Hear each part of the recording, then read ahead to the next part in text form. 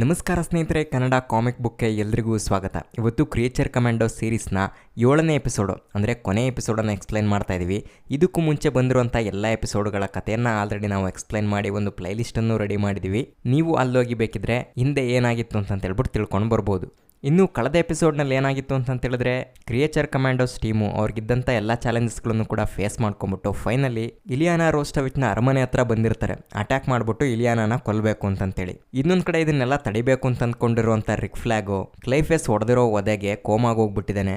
ಅವನನ್ನ ಅಣ್ಣ ಎರಿಕ್ ಫ್ರಾಂಕಿನ್ಸ್ಟನ್ನು ಹಾಸ್ಪಿಟಲ್ಗೆ ಹಾಕಿ ಅವನು ಪೊಕಾಲಿಸ್ತಾನ್ಗೆ ಬಂದಿದ್ದಾನೆ.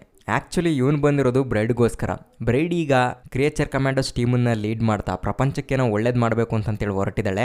ನಾನು ಒಳ್ಳೇದು ಮಾಡ್ತೀನಿ ಅಂತಂತೇಳ್ಬಿಟ್ಟು ಅವಳನ್ನು ಪುಸ್ಲಾಯಿಸ್ಬಿಟ್ಟು ಪಟಾಯಿಸ್ಬೇಕು ಅಂತಂತೇಳ್ಬಿಟ್ಟು ಬಂದಿರ್ತಾನೆ. ಅದೇ ರಿಕ್ ಫ್ಲಾಗ್ ಹೇಳ್ಬೇಕಾಗಿರುವಂಥ ಕ್ಲೈಫೇಸ್ನ ವಿಚಾರನ ಹೇಳೋದಕ್ಕೆ. ಆದರೆ ಇವ್ರು ಆಲ್ರೆಡಿ ಆ ಕೋಟೆಯಲ್ಲಿ ವಾಚ್ ಟವರ್ಗೆ ನುಗ್ಗಿ ಅಲ್ಲಿ ವಾಚ್ ಮಾಡ್ತಿದ್ದಂಥ ಗಾರ್ಡನ್ನು ಹೊಡೆದಾಕಿ ಅಲ್ಲಿರೋ ಸೆಕ್ಯೂರಿಟಿ ಫುಟೇಜ್ಗಳನ್ನೆಲ್ಲ ಅಬ್ಸರ್ವ್ ಮಾಡ್ತಾ ಇರ್ತಾರೆ. ಅಲ್ಲಿನ ಸೆಕ್ಯೂರಿಟಿ ಸಿಸ್ಟಮ್ ಎಲ್ಲ ಹೆಂಗಿದೆ ನೋಡೋಣ ಅಂತಂತೇಳಿ ಅದನ್ನೆಲ್ಲ ನೋಡ್ಬಿಟ್ಟು ಅವ್ರಿಗೂ ಕೂಡ ಗಾಬರಿ ಆಗೋಗ್ಬಿಟ್ಟಿರುತ್ತೆ. ಅಷ್ಟೊತ್ತಿಗೆ ಎರಿಕ್ ಫ್ರಾಂಕಿನ್ಸ್ಟನ್ನು ಕೂಡ ಕಿಟಕಿ ಎತ್ಕೊಂಬಂದ್ಬಿಟ್ಟು ಮೈ ಪ್ರಿನ್ಸಸ್ ಮೈ ಲವ್ ಅಂತಂತೆಲ್ಲ ಅವಳಿಗೆ ಹೊಗಳ್ತಾ ಇರ್ತಾನೆ. ಆದರೆ ಅವಳು ಅವನದೇಗೇನೆ ಬುಲೆಟ್ ಇಡಿಸ್ಬಿಡ್ತಾಳೆ. ಫೈನಲಿ ಅವನು ರಿಕ್ ಫ್ಲಾಗ್ ಹೇಳ್ಬೇಕಾಗಿರುವಂಥ ವಿಚಾರನೆಲ್ಲ ಅವಳಿಗೆ ಹೇಳ್ಬೇಕು ಅಂತ ಅನ್ಕೊಳ್ತಾನೆ. ಆದರೆ ಅಷ್ಟೊತ್ತಿಗೆ ಬ್ರೈಡ್ ಅವಳಿಗೆ ಇನ್ನೊಂದು ಬುಲೆಟ್ ಹೊಡೆದ್ಬಿಟ್ಟು ಮಲಗಿಸ್ಬಿಡ್ತಾಳೆ. ಇನ್ನೂ ಆ ಕೋಟೆ ಗೋಡೆನ ಹತ್ಕೊಂಡು ಹೋಗೋದಕ್ಕಾಗೋದಿಲ್ಲ, ಸುತ್ತಲೂ ಗಾರ್ಡ್ಸ್ ಇರ್ತಾರೆ ಅಂತಂತೇಳಿ ಆ ಕೋಟೆ ಗೋಡೆಯನ್ನೇ ಡಾಕ್ಟರ್ ಪಾಸ್ಪರಸ್ ಕೊರೆದ್ಬಿಟ್ಟು ಸುರಂಗ ಮಾಡಿಕೊಂಡು ಒಳಗಡೆ ಎಂಟ್ರ್ ಆಗ್ಬಿಡ್ತಾರೆ. ಇನ್ನೊಂದು ಕಡೆ ಇಲಿಯಾನಾ ರೋಸ್ಟೋವಿಚ್ ಅವಳ ಡೈಲಿ ರೂಟೀನ್ ಥರ ಅವಳು ಕೋಟೆ ಒಳಗಡೆ ಇರುವಂಥ ಸರೋವರದಲ್ಲಿ ಈಜಾಡಬೇಕು ಅಂತಂತೇಳ್ಬಿಟ್ಟು ಬಂದಿರ್ತಾಳೆ. ಬಟ್ ಅವಳ ಸೈನಾಧಿಕಾರಿ ಸರ್ಗಿ ಅವಳಿಗೆ ಕೇಳ್ತಾನೆ, ಪ್ರಿನ್ಸಸ್ ಇದು ಎಮರ್ಜೆನ್ಸಿ ಟೈಮು, ಈ ಟೈಮಲ್ಲೂ ನೀವು ಡೈಲಿ ರೂಟೀನನ್ನು ಫಾಲೋ ಮಾಡಬೇಕಾ ಅಂತಂತೇಳಿ. ಬಟ್ ಅವಳು ಇದಕ್ಕೆಲ್ಲ ತಲೆನೇ ಕೆಡಿಸ್ಕೊಳ್ತಾ ಇರೋದಿಲ್ಲ. ನಾವು ಯಾವಾಗಲೂ ಕೂಡ ಫ್ರೀಡಮ್ ಆಗಿರಬೇಕು, ಯಾರಿಗೂ ಕೂಡ ಹೆದರ್ಕೋಬಾರ್ದು ಅನ್ನೋ ಸಂದೇಶನ ನಮ್ಮ ಜನರಿಗೆ ಕೊಟ್ಟಂಗಾಗುತ್ತೆ. ನಾನು ಡೈಲಿ ಹೆಂಗಿರ್ತೀನೋ ಇವತ್ತು ಹಂಗೆ ಇರ್ತೀನಿ ಅಂತಂತೇಳ್ಬಿಟ್ಟು ಆ ಸರೋವರಕ್ಕೆ ಜಿಗಿದು ಈಜಾಡ್ತಾ ಇರ್ತಾಳೆ. ಆ್ಯಂಡ್ ಅದೇ ರೀತಿ ಆ ಸರೋವರ ಪಕ್ಕದಲ್ಲೇ ಗಿಡಗಳ ನಡುವೆ ಕ್ರಿಯೇಚರ್ ಕಮಾಂಡೋಸ್ ಟೀಮು ಕೂತಿರುತ್ತೆ. ಅಲ್ಲಿ ವೀಸಲ್ಗೆ ಇಲಿಯಾನ ನೋಡ್ಬಿಟ್ಟು ಅವಳ ಹತ್ರ ಹೋಗ್ಬಿಟ್ಟು ಆಟ ಆಡಬೇಕು ಅಂತ ಅನ್ಸುತ್ತೆ. ಆದರೆ ಅವರು ಅವನನ್ನು ಎಳೆದಿಡ್ಕೊಂಡ್ಬಿಟ್ಟು ಅವನನ್ನು ಕಂಟ್ರೋಲ್ ಮಾಡ್ತಾ ಇರ್ತಾರೆ. ಈಗ ಬ್ರೈಡ್ಗೆ ಅಷ್ಟೊಂದು ಗಾಡ್ಸ್ಗಳ ನಡುವೆ ನುಗ್ಗಿ ಅವಳನ್ನು ಹೆಂಗೆ ಹೊಡಿಬೇಕು ಅಂತ ಹೇಳ್ಬಿಟ್ಟು ಗೊತ್ತಾಗಲ್ಲ. ಅವಾಗ ಒಂದು ಪ್ಲಾನ್ ಮಾಡ್ತಾರೆ. ಹೇಗಿದ್ರು ನಿನಾ ಮಜುರ್ಸ್ಕಿ ನೀರೊಳಗೆ ತುಂಬ ಈಸಿಯಾಗಿ ಸರ್ವೈವಲ್ ಆಗ್ತಾಳೆ. ಅವಳು ನೀರೊಳಗೆ ಹೋಗ್ಬಿಟ್ಟು ಮೆಲ್ಲದಾಗಿ ಗೊತ್ತಿಲ್ದಂಗೆ ಇಲಿಯಾನಾ ರೋಸ್ಟೋವಿಚ್ಗೆ ಚಾಕು ಚುಚ್ಚಿ ಸಾಯಿಸ್ಬಿಡ್ಬೇಕು ಅಂತಂತೇಳಿ. ಆದರೆ ಮಜುರ್ಸ್ಕಿಗೆ ಇದು ತುಂಬ ಕಷ್ಟ ಆಗೋಗ್ಬಿಟ್ಟಿರುತ್ತೆ. ಯಾಕಂದರೆ ಅವಳ ಲೈಫಲ್ಲಿ ಒಬ್ರಿಗೂ ಕೂಡ ಒಂದು ಒದೆ ಹೊಡೆದವಳಲ್ಲ. ಅಂಥದ್ರಲ್ಲಿ ಈಗ ಕೊಲೆ ಮಾಡೋದಕ್ಕೆ ಕೇಳ್ತಾ ಇದ್ದಾರೆ. ಅವಳು ಇಷ್ಟೊಂದು ಸಾಫ್ಟಾಗಿ ಬೆಳೆಯೋದಕ್ಕೆ ಕಾರಣ ಏನು ಅಂತಂತೇಳ್ಬಿಟ್ಟು ಈ ಎಪಿಸೋಡ್ನಲ್ಲೇ ತೋರಿಸಿದರೆ ಅದು ಅವಳ ಆರಿಜಿನ್ ಸ್ಟೋರಿನ. ಇಲ್ಲಿ ಏನಾಗಿರುತ್ತಪ್ಪ ಅಂತಂತೇಳಿದ್ರೆ, ಎಡ್ವರ್ಡ್ ಮಜುರ್ಸ್ಕಿ ಅಂತಂತೇಳ್ಬಿಟ್ಟು ಒಬ್ಬ ಸೈಂಟಿಸ್ಟ್ ಇರ್ತಾನೆ. ಅವನಿಗೆ ಲಿಲಿ ಮಜುರ್ಸ್ಕಿ ಅಂತಂತೇಳ್ಬಿಟ್ಟು ಹೆಂಡ್ತಿ. ಇವರಿಗೆ ಅವಾಗಷ್ಟೇ ಪಾಪು ಆಗಿರುತ್ತೆ. ಆದರೆ ಆ ಪಾಪುಗೆ ಏನು ತೊಂದರೆ ಏನಪ್ಪ ಅಂತಂತೇಳಿದ್ರೆ, ಶ್ವಾಸಕೋಶ ದೇಹದಿಂದ ಹೊರಗಡೆ ಇದ್ಬಿಟ್ಟಿರುತ್ತೆ. ಹಂಗಾಗಿ ಆ ಮಗು ಸರ್ವೈವಲ್ ಆಗೋದು ತುಂಬಾ ಕಷ್ಟ ಆಗೋಗ್ಬಿಟ್ಟಿರುತ್ತೆ. ಆ ಮಗುನೇ ನಿನಾ ಮಜುರ್ಸ್ಕಿ. ಹಂಗಾಗಿ ಅವನು ಏನು ಮಾಡ್ತಾನಪ್ಪ ಅಂತಂತೇಳಿದ್ರೆ, ಅವನೇ ಖುದ್ದು ಸೈಂಟಿಸ್ಟ್ ಆಗಿರೋದ್ರಿಂದ ಅವಳ ಮಗಳಿಗೆ ಒಂದು ಆಕ್ಸಿಜನ್ ಆರ್ಮರ್ನ ಬಾಡಿ ಸುತ್ತ ರೆಡಿ ಮಾಡಿ ಅವಳನ್ನ ನೋಡ್ಕೋತಾ ಇರ್ತಾನೆ. ಆ ಮಗು ಬೆಳೆದು ದೊಡ್ಡದಾಗ್ತಾ ಇದ್ದಂಗೆ ಆ ಮಿಷಿನನ್ನು ಅವನು ಅಪ್ಗ್ರೇಡ್ ಮಾಡೋದು, ಬೇರೆ ಬೇರೆ ಥರ ಕವಚಗಳನ್ನು ರೆಡಿ ಮಾಡಿಬಿಟ್ಟು ಆ ಮಗುಗೆ ಹಾಕೋದು, ಈ ಥರ ಎಲ್ಲ ಮಾಡ್ತಾ ಇರ್ತಾನೆ. ಇದನ್ನು ನೋಡ್ಬಿಟ್ಟು ಅವಳ ಹೆಂಡತಿಗೆ ಹಿಂಸೆ ಅನ್ಸೋಗ್ಬಿಟ್ಟಿರುತ್ತೆ. ಇದನ್ನೆಲ್ಲ ಅವಳ ಕೈಲಿ ಸಹಿಸ್ಕೊಳ್ಳೋದಕ್ಕೆ ಆಗ್ತಾ ಇರೋದಿಲ್ಲ. ಹಂಗಾಗಿ ಈ ಹಿಂಸೆನ ನಾನು ಕಣ್ಣಿಂದ ನೋಡೋದಕ್ಕಾಗಲ್ಲ ಅಂತಂತೇಳ್ಬಿಟ್ಟು ಅವಳು ಅವನನ್ನು ಬಿಟ್ಟೋಗ್ಬಿಡ್ತಾಳೆ. ಹಂಗಾಗಿ ಎಡ್ವರ್ಡ್ ಇದಕ್ಕೆಲ್ಲ ಒಂದು ಪರ್ಮನೆಂಟ್ ಸೊಲ್ಯೂಷನನ್ನು ಕಂಡುಹಿಡಿಬೇಕು ಅಂತಂತೇಳಿ ಆ ಮಗುಗೆ ಜಲಚರ ಪ್ರಾಣಿಗಳ DNA ಮಿಕ್ಸ್ ಮಾಡಿಬಿಟ್ಟು ಪ್ರಯೋಗ ಮಾಡಿ ನೋಡ್ತಾನೆ. ಆದರೆ ಅದ್ರಲ್ಲಿ ಏನಾಗೋಗ್ಬಿಡುತ್ತಪ್ಪ ಅಂತಂತೇಳಿದ್ರೆ, ಅವಳ ಬಾಡಿ ಪೂರ್ತಿ ಫಿಶ್ ಥರ ಆಗೋಗ್ಬಿಡುತ್ತೆ. ಅವಾಗ ಅವಳಿಗೆ ನಾರ್ಮಲ್ಲಾಗಿ ಉಸಿರಾಡೋ ಥರ ಉಸಿರಾಡೋದಕ್ಕಾಗೋದಿಲ್ಲ. ಅವಳು ನೀರೊಳಗೆ ಮಾತ್ರ ಉಸಿರಾಡೋ ಅಂಥ ಪರಿಸ್ಥಿತಿ ಬಂದ್ಬಿಡುತ್ತೆ. ಅದಕ್ಕೋಸ್ಕರ ಅವಳಿಗೆ ಒಂದು ಫಿಶ್ ಬೋಲ್ ಥರ ಹೆಲ್ಮೆಟ್ ಹಾಕಿ ನೀರೊಳಗೇ ಉಸಿರಾಡೋ ಥರ ಮೆಕ್ಯಾನಿಸಮನ್ನು ಮಾಡಿಕೊಡ್ತಾನೆ. ಆ ಹುಡುಗಿನ ಕಂಪ್ಲೀಟಾಗಿ ಅವನೇ ನೋಡ್ಕೊಳ್ತಾ ಇರ್ತಾನೆ, ಅವನೇ ಎಜುಕೇಷನ್ ಕೊಡ್ತಾ ಇರ್ತಾನೆ. ಆದರೆ ಅವಳು ಸೋಷಿಯಲಾಗಿ ಬೇರೆ ಮಕ್ಕಳನ್ನ ಜೊತೆ ಬೆರೆತು ಬದುಕಬೇಕು ಅಂತಂತೇಳಿ ಸ್ಕೂಲ್ಗೆ ತಂದುಬಿಟ್ಟು ಸೇರಿಸ್ತಾನೆ. ಆದರೆ ಸ್ಕೂಲಲ್ಲಿರುವಂಥ ಎಲ್ಲ ಮಕ್ಕಳು ಕೂಡ ಅವಳಿಗೆ ಹೊಡೆಯೋದು, ಆಡ್ಕೊಳ್ಳೋದು, ಕಪ್ಪೆ ಅಂತಂತೇಳ್ಬಿಟ್ಟು ಅಡ್ಡೆಸರು ಕರೆಯೋದು, ಹಿಂಗೆಲ್ಲ ಮಾಡ್ತಾ ಇರ್ತಾಳೆ. ಇದನ್ನು ಅವಳಿಗೂ ಕೂಡ ಸಹಿಸ್ಕೊಳ್ಳೋದಕ್ಕಾಗೋದಿಲ್ಲ.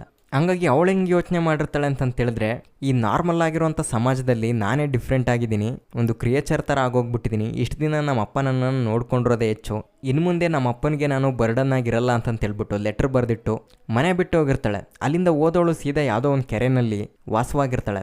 ಆದರೆ ಅಲ್ಲಿಗೊಬ್ಬ ಫೋಟೋಗ್ರಾಫರ್ ಫೋಟೋ ತೆಗಿಯಕ್ಕಂತೇಳಿ ಬಂದು ಇವಳನ್ನ ನೋಡಿ ಇವಳನ್ನು ಕ್ಯಾಪ್ಚರ್ ಮಾಡಿಬಿಡ್ತಾನೆ. ಅಷ್ಟೇ ಕತೆ. ಅದು ನ್ಯೂಸಲ್ಲೆಲ್ಲ ಬಂದ್ಬಿಡುತ್ತೆ. ಇನ್ನೂ ಅನಿಮಲ್ ಕಂಟ್ರೋಲ್ ಡಿಪಾರ್ಟ್ಮೆಂಟ್ ಅವ್ರು ಬಂದ್ಬಿಟ್ಟು ಅವಳನ್ನ ಪ್ರಾಣಿ ಥರ ಎಳ್ಕೊಂಡು ಹೋಗೋದಕ್ಕೆ ನೋಡ್ತಾ ಇರ್ತಾರೆ.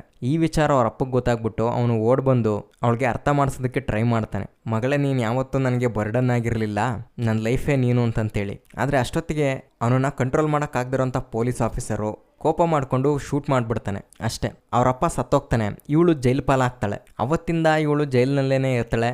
ಈಗ ಕ್ರಿಯೇಚರ್ ಕಮಾಂಡರ್ಸ್ ಜೊತೆ ಬಂದಿದ್ದಾಳೆ ಇಲಿಯಾನಾ ರೋಸ್ಟೋವಿಚ್ನ ಕೊಲ್ಲೋದಿಕ್ಕೆ. ಸ್ಟಾರ್ಟಿಂಗಲ್ಲಿ ಅವಳು ಒಪ್ಕೊಳ್ಳೋದಿಲ್ಲ, ಆದರೆ ಬ್ರೈಡ್ ಮತ್ತು ಡಾಕ್ಟರ್ ಪಾಸ್ಪರಸ್ ಅವಳಿಗೆ ಕನ್ವಿನ್ಸ್ ಮಾಡ್ತಾರೆ. ನೀನು ಒಳ್ಳೆ ಕೆಲಸನೇ ಮಾಡ್ತಿದೀಯಾ, ಇಲಿಯಾನಾನ ಕೊಂದರೆ ಪ್ರಪಂಚ ಶಾಂತವಾಗಿರುತ್ತೆ, 3ನೇ ಮಹಾಯುದ್ಧ ತಪ್ಪಿಸ್ದಂಗಾಗುತ್ತೆ, ಎಲ್ಲ ಒಳ್ಳೇದೇ ಆಗುತ್ತೆ, ಏನೂ ಆಗಲ್ಲ, ಹೋಗು ಅಂತಂತೇಳಿ ಧೈರ್ಯ ಮಾಡಿ ಅವಳು ಕೂಡ ಕೊಲ್ಲೋದಿಕ್ಕಂತೇಳಿ ರೆಡಿಯಾಗಿ ಆ ಸರೋವರದ ಒಳಗಡೆ ನುಗ್ಬಿಡ್ತಾಳೆ.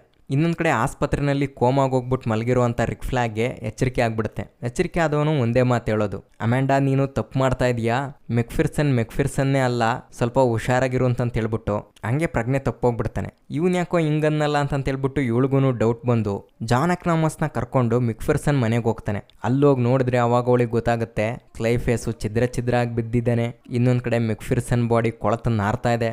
ಅವಾಗ ಅವಳಿಗೆ ಗೊತ್ತಾಗುತ್ತೆ ಕ್ಲೈಫೇಸು ಒಬ್ಬ ಶೇಫ್ ಶಿಫ್ಟರು, ಮೆಕ್ಫಿರ್ಸನ್ ಕೊಲೆ ಆಗಿದೆ ಅಂತಂತ ಹೇಳಿದ್ರೆ ಇವನೇ ಮೆಕ್ಫಿರ್ಸನ್ ವೇಸ್ಟಲ್ಲಿ ಬಂದ್ಬಿಟ್ಟು ಇಲ್ದಿದ್ದೆಲ್ಲ ಸುಳ್ಳು ಹೇಳಿದ್ದಾನೆ ಅಂತಂತೇಳಿ. ಅವಾಗ ಅವಳು ಇಮಿಡಿಯೇಟ್ಲಿ ಪೋಕಾಲಿಸ್ತಾನ್ಗೆ ಕಾಲ್ ಮಾಡ್ತಾಳೆ. ಸೆರ್ಗಿ ಕಾಲ್ನ ರಿಸೀವ್ ಮಾಡಿ ಇರೋ ವಿಚಾರನೆಲ್ಲ ತಿಳ್ಕೊಂಬಿಟ್ಟು ಬ್ರೈಡ್ ಹತ್ರ ಮಾತಾಡೋದಕ್ಕಂತೇಳಿ ಹೋಗ್ತಾನೆ. ಆದರೆ ಅಷ್ಟೊತ್ತಿಗೆ ದೊಡ್ಡ ಅನಾಹುತನೇ ಆಗೋಗ್ಬಿಟ್ಟಿರುತ್ತೆ.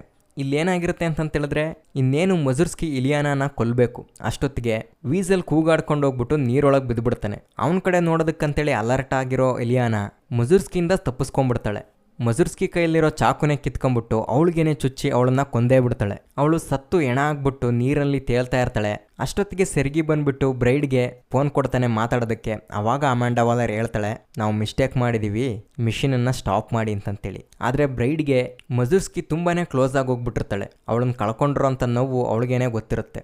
ಬಟ್ ಆಗ್ಬೇಕಾಗಿರೋ ಅನಾಹುತ ಎಲ್ಲ ತಪ್ಪೋಯ್ತು ಅಂತಂತೇಳ್ಬಿಟ್ಟು ಅರಮನೆ ಒಳಗಡೆ ಎಲ್ಲರೂ ಖುಷಿ ಪಡ್ತಾ ಇರ್ತಾರೆ. ಅದರಲ್ಲಂತೂ ಇದಕ್ಕೆಲ್ಲ ಕಾರಣ ವೀಸಲ್ಲೇ ಅವನದೊಂದು ಸ್ಟ್ಯಾಚ್ಯೂ ಮಾಡಿಡಬೇಕು ಅಂತಂತೇಳ್ಬಿಟ್ಟು ಅಲ್ಲಿನ ಸೈನಿಕರೆಲ್ಲ ಮಾತಾಡ್ತಾ ಇರ್ತಾರೆ. ಬಟ್ ಬ್ರೈಡ್ ಮಾತ್ರ ಇಲಿಯಾನ ಹತ್ರ ಮಾತಾಡಬೇಕು ಅಂತಂತೇಳ್ಬಿಟ್ಟು ಹೋಗ್ತಾಳೆ. ಆದರೆ ಇಲಿಯಾನಾಗೆ ಇವ್ರ ಮೇಲೆ ಯಾವುದೇ ಥರ ಕೋಪ ಇರೋದಿಲ್ಲ. ಯಾಕಪ್ಪ ಅಂತಂತೇಳಿದ್ರೆ ಅವಳು ಅರ್ಥ ಮಾಡ್ಕೊಂಡಿರ್ತಾಳೆ ಇವರೆಲ್ಲ ಬಂದಿರೋದು ಪ್ರಪಂಚನ ಸೇವ್ ಮಾಡೋದಕ್ಕೆ ಅಂತ ಅನ್ಕೊಂಡಿದ್ರು, ಆದರೆ ಸೆರ್ಸಿಂದ ಇವರು ಮಿಸ್ಲೀಡ್ ಆಗಿದ್ರು ಅಷ್ಟೇ ಅಂತಂತೇಳಿ. ಬಟ್ ಇದನ್ನೆಲ್ಲ ಬ್ರೈಡ್ ಮುಂದೆ ಹೇಳಿದಾಗ ಅವಳು ಇದನ್ನೆಲ್ಲ ಒಪ್ಪೋದೇ ಇಲ್ಲ. ಸೆರ್ಸ್ ಹೇಳಿದ್ದೆ ನಿಜ ಅಂತಂತ ಹೇಳ್ಬಿಟ್ಟು ಹೇಳ್ತಾಳೆ. ಅದಕ್ಕೆ ಅವಳ ಹತ್ರ ಪ್ರೂಫ್ ಕೂಡ ಇರುತ್ತೆ.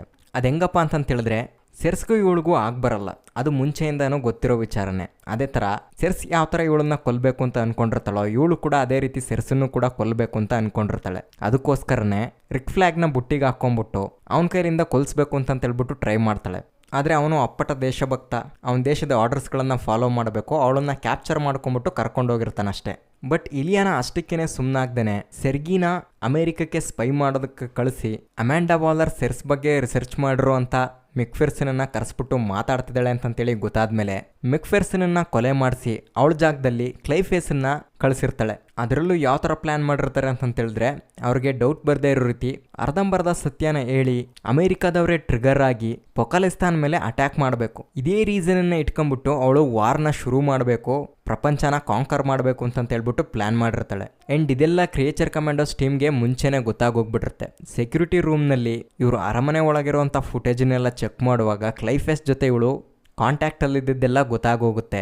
ಹಂಗಾಗಿ ನೀನು ಇದನ್ನೆಲ್ಲ ಬೇಕು ಅಂತಲೇ ಮಾಡಿದೀಯಾ, ಇಲ್ಲಿ ನೀನು ವರ್ಲ್ಡ್ ವಾರ್ 3 ಶುರು ಮಾಡ್ತೀಯಾ ಅಂತಂತಾನೋ ಅಥವಾ ಇದರಿಂದ ಪ್ರಪಂಚನ ನಾವು ಸೇವ್ ಮಾಡಬೇಕು ಅಂತಂತಾನೋ ನಿನ್ನ ಕೊಲ್ತಾ ಇಲ್ಲ, ನನ್ನ ಫ್ರೆಂಡು ಮಜುರ್ಸ್ಕಿನ ನೀನು ಕೊಂದಾಕಿದೀಯಾ, ಹಂಗಾಗಿ ನಿನ್ನನ್ನು ಉಳಿಸಲ್ಲ ಅಂತಂತೇಳ್ಬಿಟ್ಟು ಅಲ್ಲೇ ಅವಳನ್ನು ಕೊಂದಾಕಿ ಆಚೆ ಬರ್ತಾಳೆ.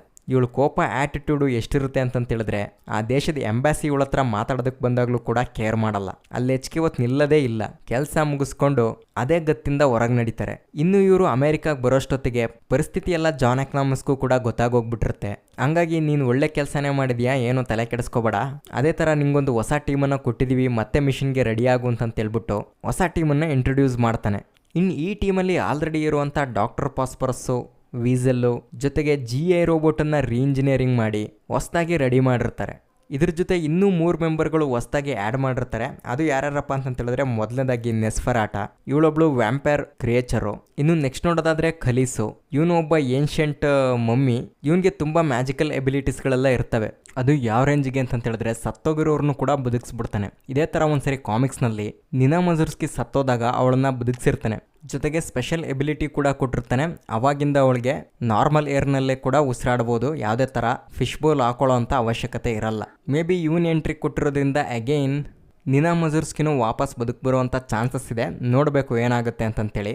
ಇನ್ನು ಫೈನಲಿ ಕಿಂಗ್ ಶಾರ್ಕ್, ಇವನನ್ನ ಆಲ್ರೆಡಿ ನೀವು ದಿ ಸೂಸೈಡ್ ಸ್ಕ್ವಾಡ್ ಸಿನಿಮಾದಲ್ಲಿ ನೋಡಿದ್ದೀರಾ. ಸಿಕ್ಕಿದವ್ರನ್ನೆಲ್ಲ ನಾಮ್ ಅನ್ಕೊಂಬಿಟ್ಟು ತಿಂದಾಕ್ಬಿಡ್ತಾನೆ. ಭಾಳ ಹುಷಾರಾಗಿರ್ಬೇಕು ಇವನ ಹತ್ರ. ಇನ್ನು ಈ ಟೈಮ್ ಜೊತೆ ಹೊಸ್ದಾಗಿ ಕೊಟ್ಟಿರೋಂಥ ಮಿಷನ್ ಯಾವುದು ಅಂತೇಳ್ಬಿಟ್ಟು ಗೊತ್ತಿಲ್ಲ, ಬಟ್ ಬ್ರೈಡ್ ಅದಕ್ಕೆ ರೆಡಿ ಆಗಿರ್ತಾಳೆ. ಸರಿ ಹೋಗೋಣ ಅಂತಂತೇಳಿ, ಅದೇನು ಅಂತಂತೇಳ್ಬಿಟ್ಟು ನೆಕ್ಸ್ಟ್ ಸೀಸನ್ 2 ಬಂದಮೇಲೆ ಗೊತ್ತಾಗುತ್ತೆ. ಆ್ಯಂಡ್ DC ಅವರು ಕನ್ಫರ್ಮ್ ಕೂಡ ಮಾಡಿದರೆ ಸೀಸನ್ 2 ಬರುತ್ತೆ ಅಂತಂತೇಳಿ. ಇನ್ನು ಪೋಸ್ಟ್ ಕ್ರೆಡಿಟ್ ಸೀನ್ ಒಂದಿದೆ. ಅದರಲ್ಲಿ ಅಗೈನ್ ಅಣ್ಣ ಎರಿಕ್ ಫ್ರಾಂಕಿನ್ಸ್ಟನ್ನ ಒಂದು ಅಜ್ಜಿ ಮತ್ತೆ ಕಾಪಾಡಿದಾಳೆ. ಈಗ ಆ ಅಜ್ಜಿಗೆ ಏನು ಗತಿ ಕಾಣಿಸ್ತಾನೋ ಗೊತ್ತಿಲ್ಲ. ಲಾಸ್ಟ್ ಟೈಮ್ ಬೋಗ್ದಾನ್ಗೆ ಐರನ್ ಪಾಟು, ಈ ಸರಿ ಈ ಅಜ್ಜಿಗೆ ಸರಿಯಾಗಿರೋ ಸೈಜ್ಗಳನ್ನೇ ಎತ್ತಾಕ್ತಾನೆ ಅಂತ ಕಾಣಿಸುತ್ತೆ. ನೋಡೋಣ ಏನಾಗುತ್ತೆ ಅಂತಂತೇಳಿ. ಇದಿಷ್ಟು ಕ್ರಿಯೇಚರ್ ಕಮಾಂಡೋ ಸೀರೀಸ್ನ ಕತೆ. ಇನ್ನು ನಾರ್ಮಲ್ ಆಗಿ ಕ್ಯಾಶುಯಲ್ ವೀಡಿಯೋಸ್ಗಳು ಬರ್ತಾ ಹೋಗ್ತವೆ. Movie explain, break down, comic news ಅಂತಂತೆಲ್ಲ, ಅವುಗಳನ್ನು ಕೂಡ ಇದೇ ಥರ ವಾಚ್ ಮಾಡ್ತಾರೆ. ಮತ್ತೆ ಮುಂದಿನ ವೀಡಿಯೋದಲ್ಲಿ ಸಿಗೋಣ. ಈ ವಿಡಿಯೋ ನೋಡಿದ್ದಕ್ಕಾಗಿ ಧನ್ಯವಾದಗಳು.